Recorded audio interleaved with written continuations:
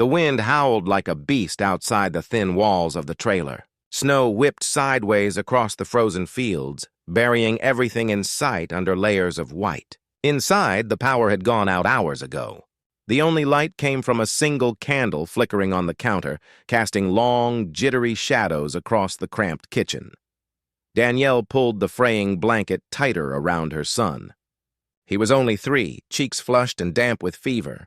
His cough rattled through the silence like nails dragged across glass. Each sound cut her deeper than the cold. She checked the pot on the stove again. Nothing but lukewarm water. No more food, no more milk, just water and a prayer. Her lips trembled as she whispered, "Hold on, baby. Mama's here. Just hold on." Outside, the storm screamed. The trailer shuddered against the weight of the snow piling higher. Danielle's heartbeat thudded loud in her ears, drowning out the creaks of the old floor. She was alone, broke, forgotten, until it came. Bang! Bang! Bang! A fist slammed against the metal door so hard the candle almost went out. Danielle froze, every muscle locking. Nobody should be out here in this weather. Not at night. Not on this forgotten road. She pressed her child closer and whispered to herself, "Don't answer." "Don't bang! Bang! Bang!" Louder, heavier, more urgent. Her son whimpered, the sound small and broken.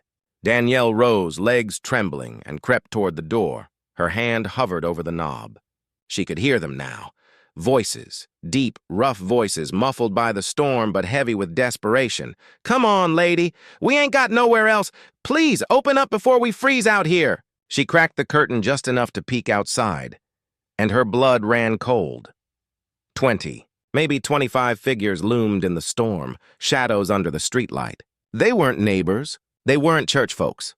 No, they were men. Big, broad men, shoulders thick under leather jackets and denim. Their faces were half covered with snow masks, goggles, and tangled beards. Chains clinked against belts, boots stomped in the drifts. And then she saw the patches. The Grim Reaper skull embroidered across a leather vest. Another with iron wings. Another with a dagger through a red heart. Bikers. Danielle's breath caught. Every warning her mother ever told her about men like these came rushing back. Fights, bars, trouble, danger. One of them stepped forward, pulling his mask down. His beard was thick with ice, his eyes sharp as glass. He looked straight at her window. "Ma'am!" he shouted over the storm, voice deep, gravelly. "We got nowhere to go. The highway's shut down, motels are full. Trucks won't take us. We saw your light. We're not asking for much, just let us in before one of us dies out here." Danielle's grip on the curtain tightened. Her knees shook. Behind her, her son coughed so hard his little body curled in pain. The biker's voice dropped lower, calmer, almost pleading, "Please!" Danielle backed away from the window. Her mind screamed, No, this is crazy. They'll rob me, hurt me, kill us both." But then she looked back at her boy. His lips were turning pale. His tiny hands gripped her blanket like it was the last rope holding him to life. She was out of options, out of food, out of time. Her hand found the lock. The sound of metal clicking open seemed louder than the storm itself. Slowly, painfully, Danielle pulled the door open. The wind roared in, throwing snow across the carpet. The bikers crowded closer, breath steaming in the frigid air, their eyes locked on her and the sick child in her arms. For a long, tense moment, nobody moved. Just the howl of the storm between them. Then the leader spoke again, his words heavy as stone. "Lady, you let us in tonight, and I swear, we'll never forget it." Danielle's heart thundered. Her hands shook. She knew once she let them inside, there was no turning back. She looked at her child, then at the men. And with a trembling breath, she stepped aside. The first biker crossed the threshold, boots thudding against the thin floor. Then another. And another, until the whole trailer seemed to groan under their weight. The door slammed shut against the storm, and just like that, Danielle realized she hadn't let strangers in. She had let the wolves into her den. The trailer felt smaller than ever. Heat rose from the crowd of men, their heavy boots thumping against the weak floorboards. The air filled with the stench of gasoline, leather, and cold sweat. Danielle stood stiff by the door, clutching her son against her chest. The bikers spread out across her tiny living room, ducking under the low ceiling, brushing against the walls. Their size, their presence, swallowed the space whole. The leader, the bearded man with ice in his hair, shook the snow off his jacket and pulled off his gloves. His eyes roamed the shabby furniture, the flickering candle, the empty kitchen counter. He didn't smile. "What's your name?" he asked. Danielle's voice caught in her throat. Danielle. He nodded once. "I'm Rourke." He gestured toward the others. "This is my crew. You don't need to know all their names. Just know they're hungry, half-frozen, and could use a roof tonight." One of the younger bikers, maybe late 20s, slammed his palm against the table where the cold V8 engine block sat, rattling the tools still left on it. He sneered, his voice sharp. "Cozy little setup you got here. What's a girl like you doing out here in the middle of nowhere?" Danielle tightened her grip on her boy, who coughed weakly into her shoulder. "Living," she said, her voice brittle but steady. The men exchanged looks. Some chuckled low. Some just stared. Rourke didn't laugh. His gaze dropped to the child, eyes narrowing. "He's sick?" Danielle hesitated.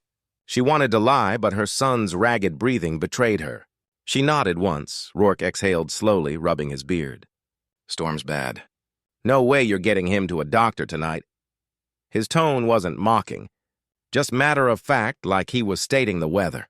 Another biker, taller, bald with tattoos creeping up his neck, leaned closer, grinning. "Shame. Kid like that won't last long in a dump like this." Danielle's stomach turned. She stepped back, her hand reaching instinctively for the kitchen counter, where a rusty carving knife lay half-hidden under a dish towel. Rourke noticed. His eyes flicked from her hand to the knife. Slowly, he raised both palms, almost in surrender. "Easy," he said, voice low. "Ain't nobody here to hurt you, Danielle. We just need shelter." But his words didn't ease the tension. The other men weren't all like him.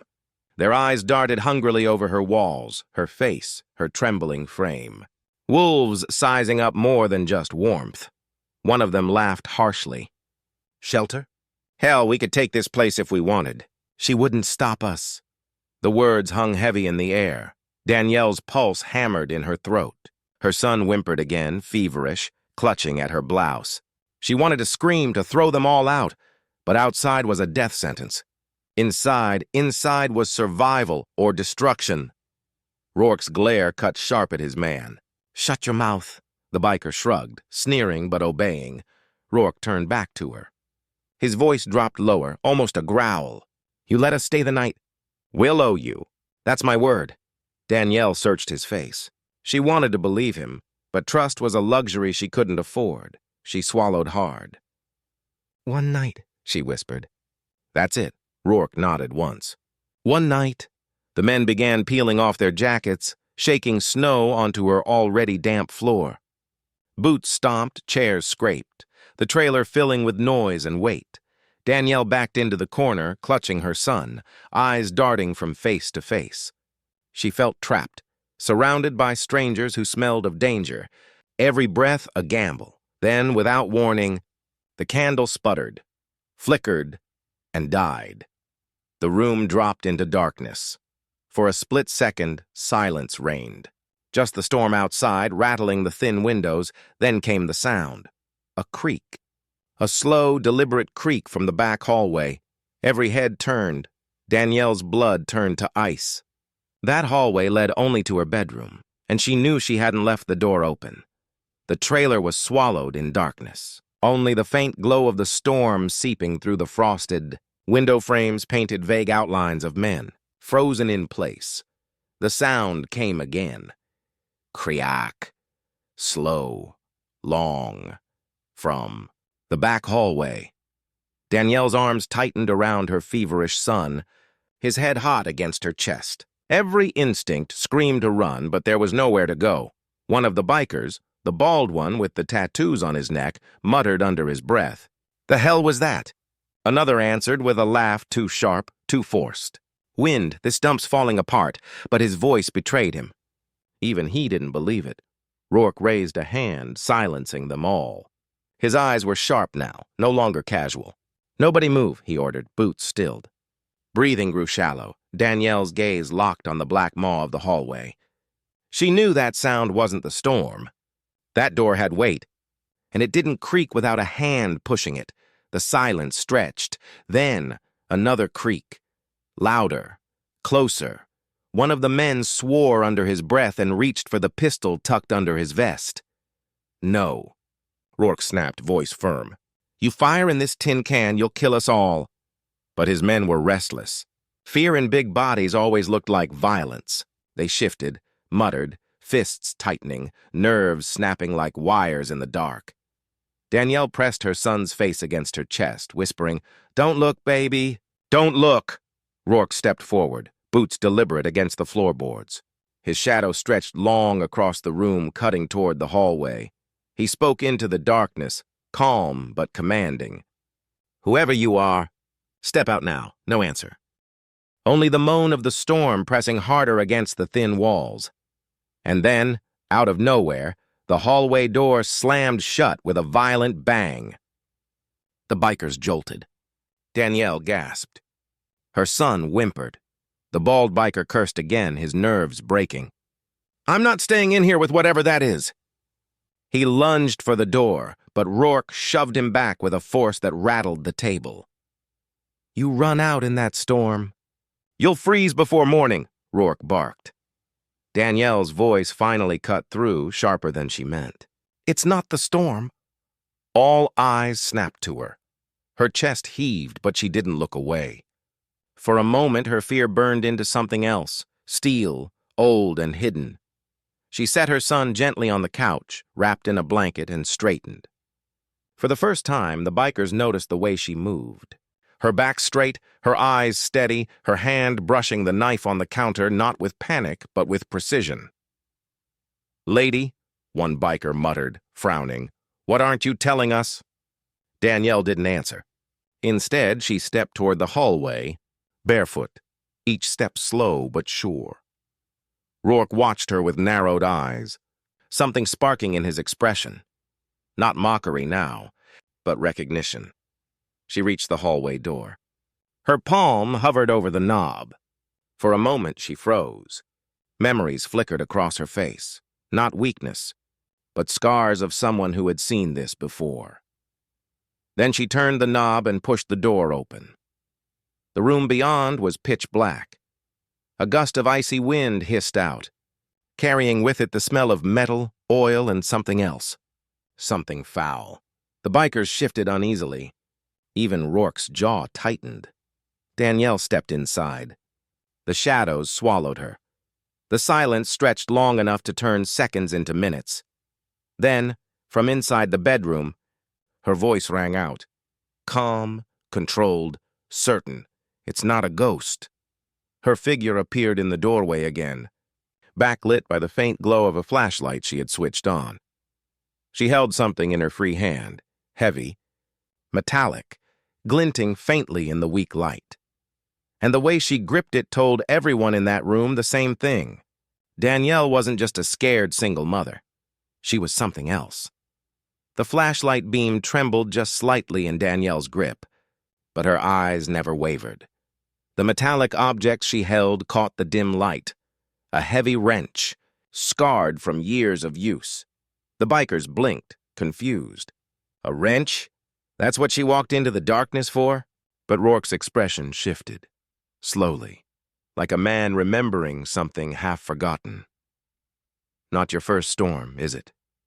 he murmured. Danielle didn't answer. Instead, she tightened her grip, her knuckles pale.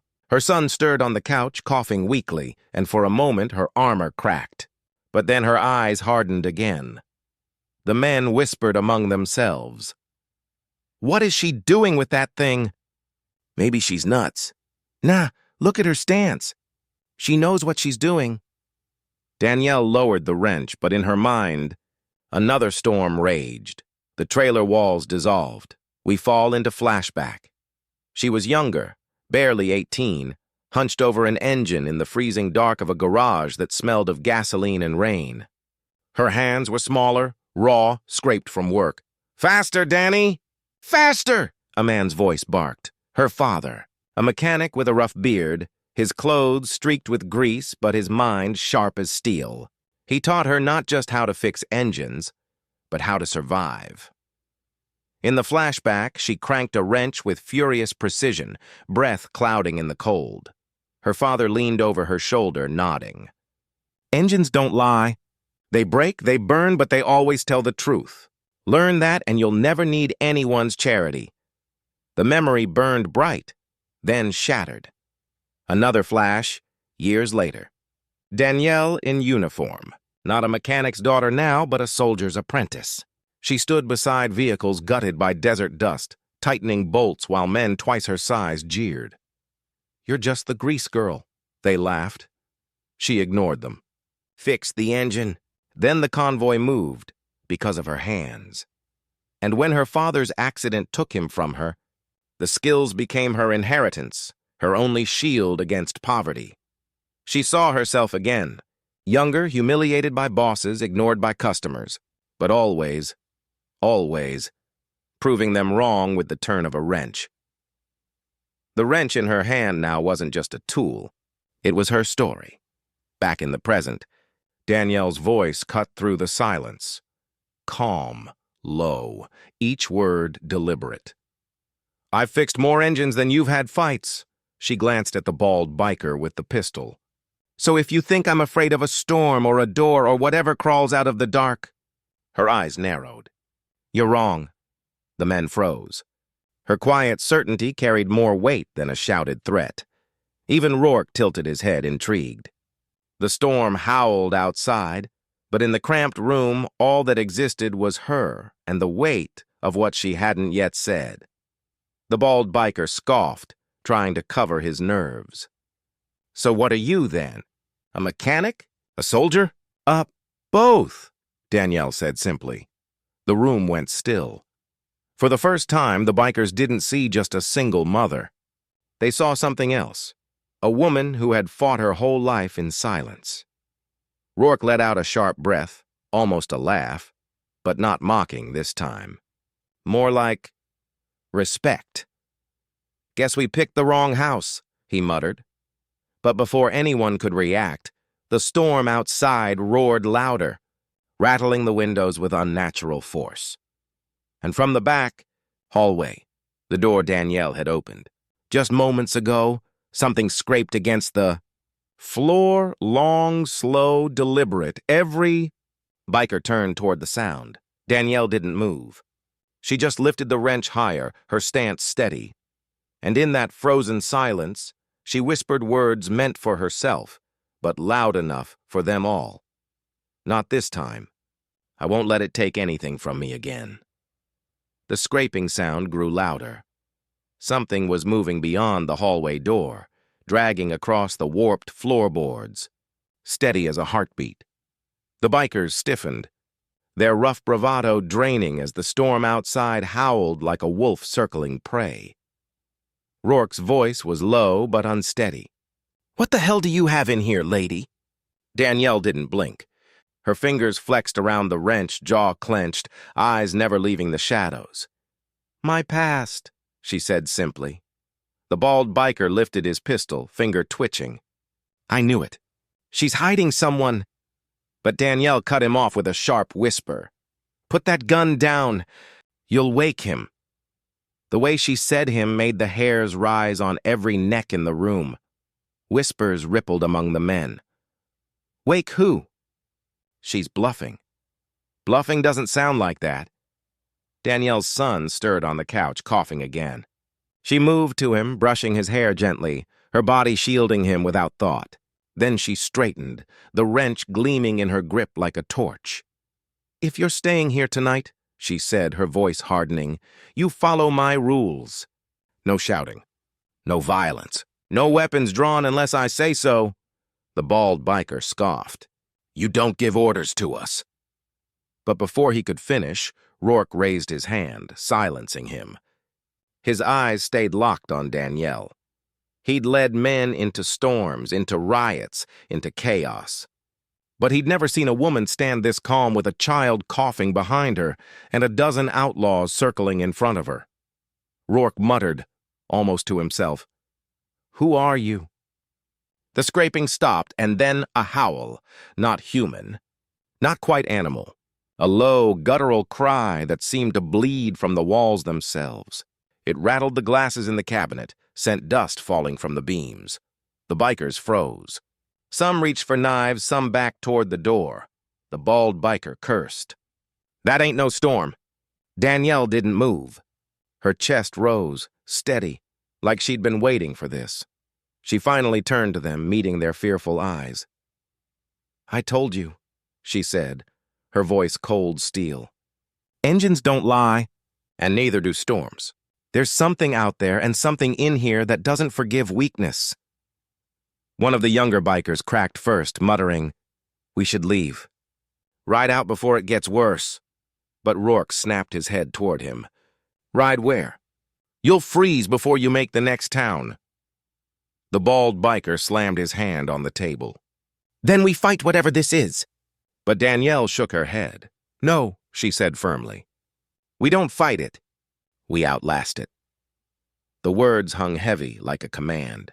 Rourke narrowed his eyes. "You talk like a soldier." Danielle didn't deny it.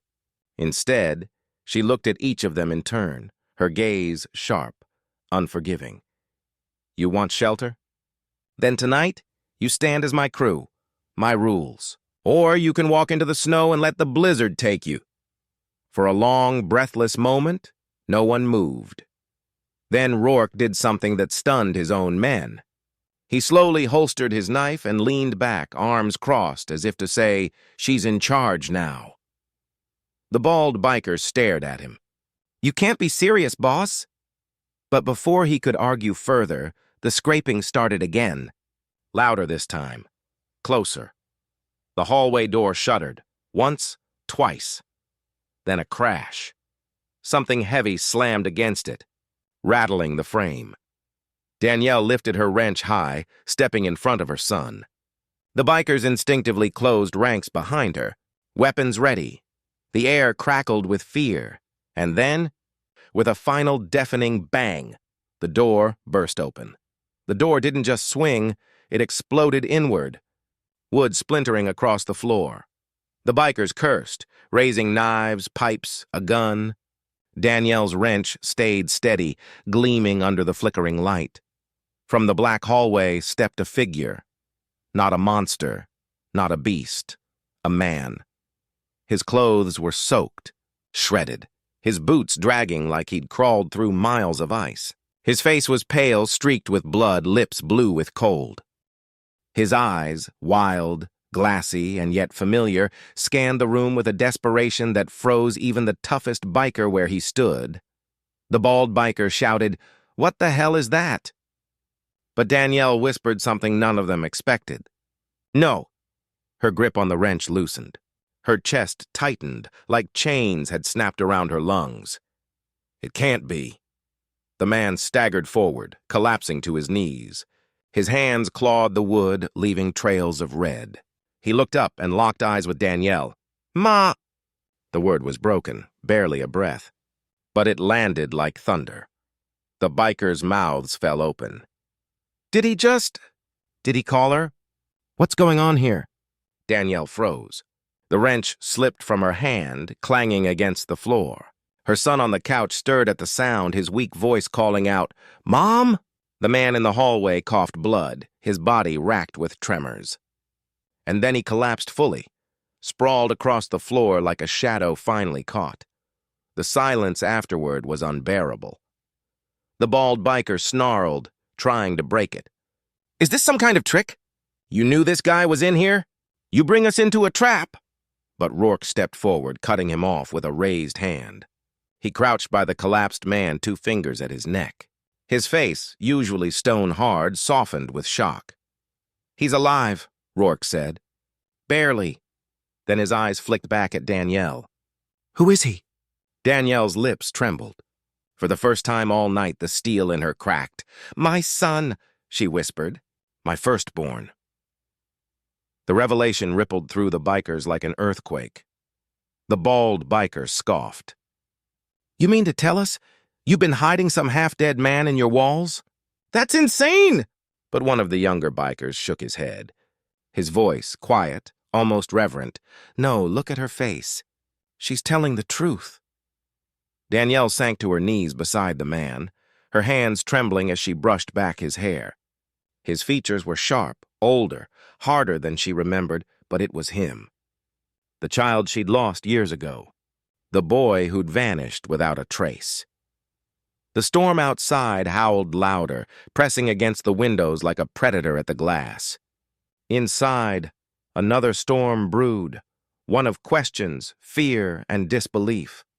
Rourke's voice broke the silence, heavy with a mix of suspicion and awe. "Lady," he said slowly, "you better start talking, because whatever's happening here—" He glanced at the wounded man, then at the frightened bikers, then back at Danielle. "It's bigger than a blizzard." The room felt colder after the man collapsed.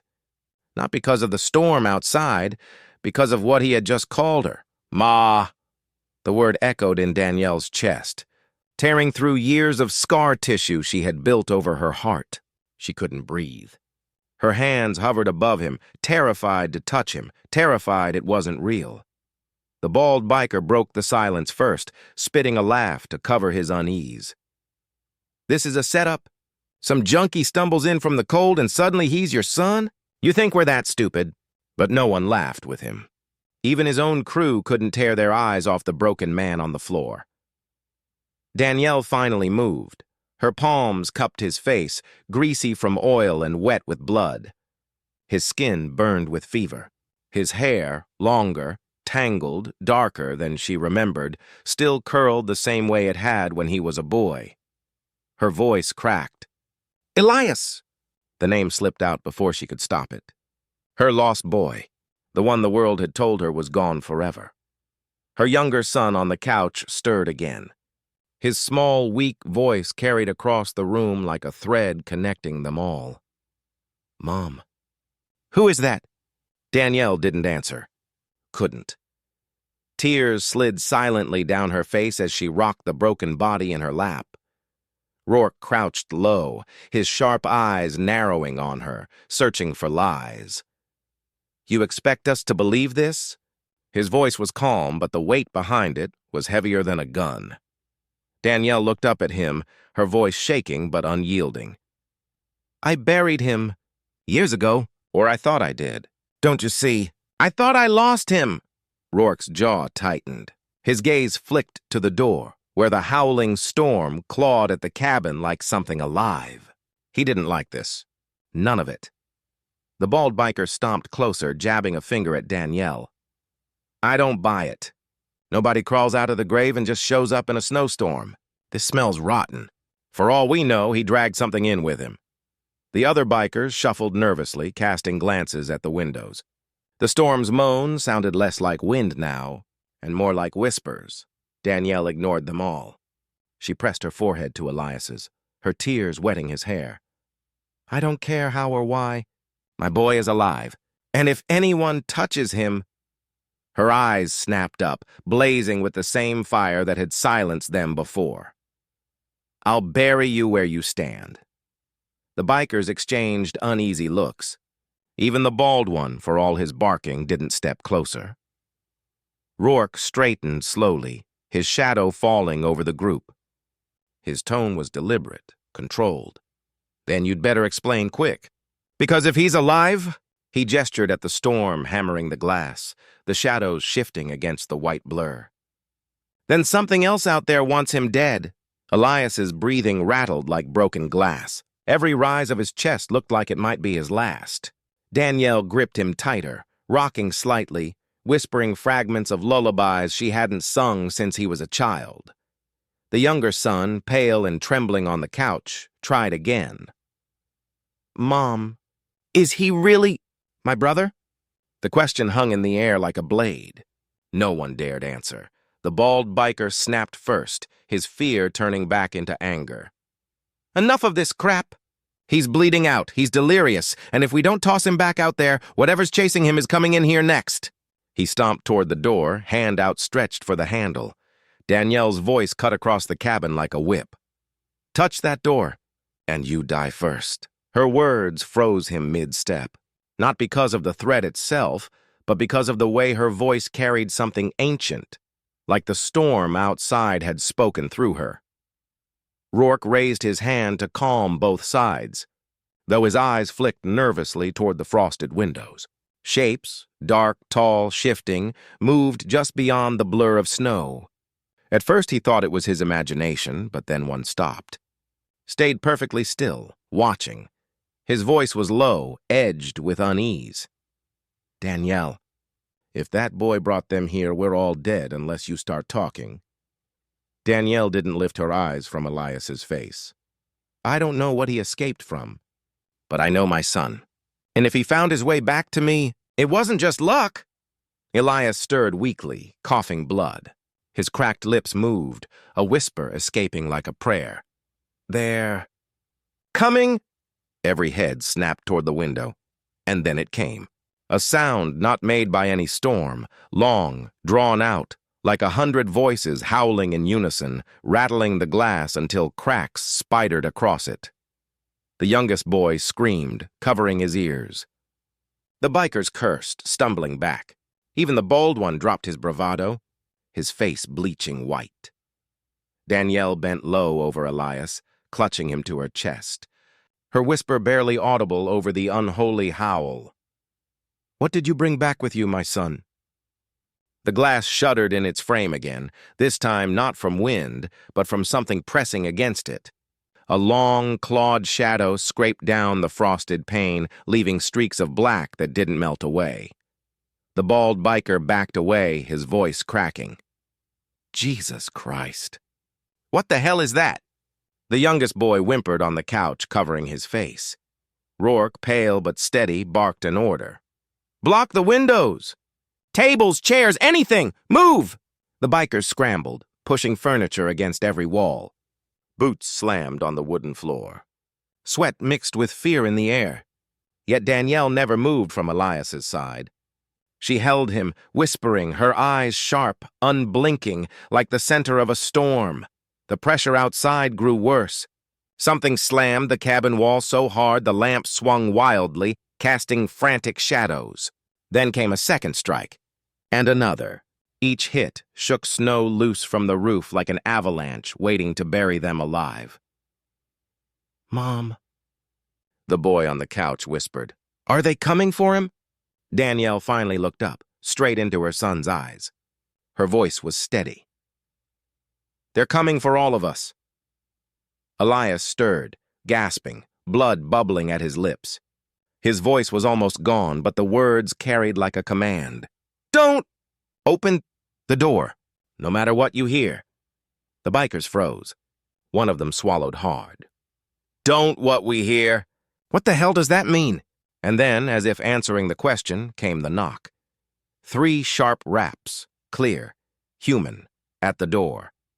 The bald biker swore under his breath, making the sign of the cross. Rourke's face went white. No one open it, he growled. That's not real. But the knock came again, louder, more urgent, followed by a voice. Mom, open up. It's me. Danielle's blood ran cold. It was Elias's voice. Perfect, soft, calling from the wrong side of the door. The room split, half the bikers pressing tighter against the barricade, the others faltering, terror clouding their judgment. The youngest son looked at the bleeding Elias in her arms, then at the door, his small chest heaving like it would break. Danielle gritted her teeth, clutching Elias tighter. No, my son is here. That voice belongs to them. Outside, the voice turned into a chorus. A dozen, then hundreds, all of them whispering her name. The storm wasn't just weather anymore, it was calling for her. The whispers outside rose into a storm of voices, scraping across the walls, seeping through every crack. It was no longer just pounding and clawing, it was begging, pleading, mocking. Danielle, let us in. Your son is dying. Danielle's arms tightened around Elias. His skin was clammy, lips cracked, blood soaking the bandage at his side. Every shallow breath sounded like it might be his last. "Damn it, he's bleeding out!" Rourke barked. He shoved aside a crate, searching frantically. "We need more than rags." "He needs a doctor!" The bald biker slammed his fist into the wall. "In case you missed it, we're trapped in hell's own freezer." "Nobody's coming," Elias groaned, whispering through clenched teeth. "They'll offer deals. Don't believe them." And almost on cue, the voices outside shifted. The pounding stopped. The storm fell eerily still, as though the night itself was listening. Then a single voice, calm, seductive, drifted through the door. "We can save him." Every biker froze. The children whimpered. Danielle's heartbeat thundered in her ears. The voice continued, smooth as velvet. "Open the door. Just one. We'll heal the boy. We'll give you warmth, food, shelter." The bald biker whispered, trembling, They know his name." "How do they know?" Rourke's face hardened. "It's a trick." "That's what predators do." But his eyes betrayed fear. Elias coughed hard, blood speckling Danielle's sleeve. She pressed her forehead to his, whispering, "Stay with me, baby." His eyes fluttered, barely open. "Mom, it hurts." Her heart clenched. For one terrifying second, her hand wavered toward the door. She was a mother first. Nothing else mattered. If there was even a chance. But then she remembered the last thing Elias had whispered before. "Don't open it, no matter what you hear." Danielle clenched her jaw, tears spilling. "You can't have him," she hissed toward the door. Her voice shook, but it was steel. The storm outside howled in fury. Shadows lashed the windows. The roof groaned under the weight. The voice hissed with venom now. "Then watch him die." Elias convulsed in her arms, his breathing ragged. The bikers looked on, caught between terror and pity, their loyalty to Rourke shaking under the weight of a mother's pain. The chapter ends on the image of Danielle's hand, hovering inches above Elias's wound. Torn between faith in her son's warning and the impossible temptation of the voice outside. The cabin trembled as if the storm itself wanted to rip it from the earth. Frost crawled across the walls, the lamps flickered, and the voices outside thundered in unison. "Open the door!" Danielle's hand hovered over Elias's wound, trembling. Her son's breaths came weaker, shallower. The bikers were panicking now, one pulling at the locks, another shouting, "She'll let him die!" Rourke slammed his fist down on the table, silencing them. His scarred face was grim, his voice steady. "Look at her. She's not breaking. If she won't open that door, then none of us will." The bald biker cursed but didn't move. For the first time, Danielle wasn't alone. She pressed her palms over Elias's wound, whispering, "Stay with me, baby. Stay." Her tears fell warm against his cold skin. Then, his hand twitched. His lips moved. A faint whisper slipped through. "Don't... Listen, Mom! Hold on." It was like a spark in the darkness. Danielle clutched him tighter, glaring at the door. "You hear me?" she screamed at the storm. "You can't have him." "Not tonight. Not ever!" The storm shrieked in fury. Windows shattered. A black shape slammed against the cabin door, then another and another. But inside, something shifted. The bikers moved as one, pushing furniture, reinforcing the walls. Rourke stood shoulder to shoulder with Danielle, gripping a shotgun. And then, impossibly, the storm broke. The howling ceased. The shadows vanished. Only silence remained, thick and heavy. Danielle looked down. Elias was still breathing, weak but steady, alive. Morning light bled through the broken windows. Outside, the world was blanketed in fresh snow, pristine and untouched, as if nothing had ever prowled there. The bikers stood stunned, some whispering prayers, others wiping their eyes. Rourke turned to Danielle, his voice rough. "You saved us! You and your boy. We owe you everything." Danielle kissed Elias's forehead, whispering fiercely, "No, he saved us. All of us." Final CTA moral to viewers. In that frozen night, a single mother's refusal to bow to fear turned a cabin full of bikers into brothers. And her son, half dead in her arms, reminded them all that faith, courage, and love are stronger than any storm. If this story shook you, don't scroll away. Share it, because someone out there needs the reminder. Hold the door shut. Don't listen to the voices. Protect what matters.